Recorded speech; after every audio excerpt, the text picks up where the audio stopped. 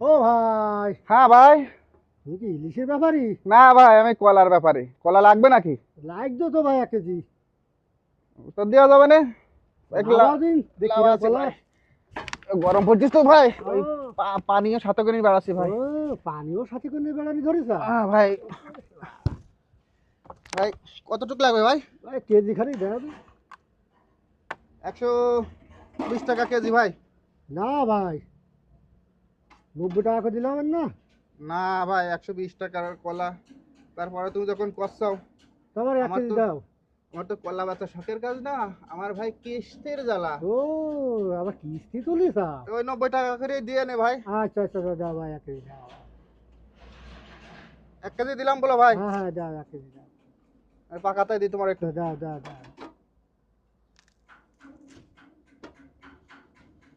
হ্যাঁ না ভাই। হ্যাঁ।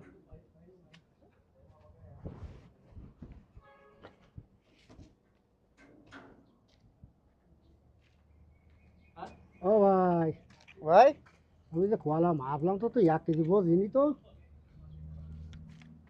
কতটুকু হয়েছে ভাই? 800 গ্রাম। ভাই আমার নাকি এক দেখো দিন। কেজি কলা বিক্রি করে কি 20 টাকা লাভ হয়? 30 টাকা? তাহলে তুমি যে এই দরা দাম করলে, হ্যাঁ দরা দাম করে যে তুমি জিনিস কিনলে, হ্যাঁ। আমার 1 কেজি কলায় কি 30 টাকা লাভ হয়? এরকম ভাই কোনো সময় করবেন না ভাই। একজন দোকানদার 1 কেজি জিনিস বেচলে 30 টাকা লাভ হয় না। এই দরা দাম করলে এভাবে ঠকতে হয় ভাই। ও তাহলে তুমি এবার বুঝতে পারি যাও। আচ্ছা, বুঝতে পারলাম।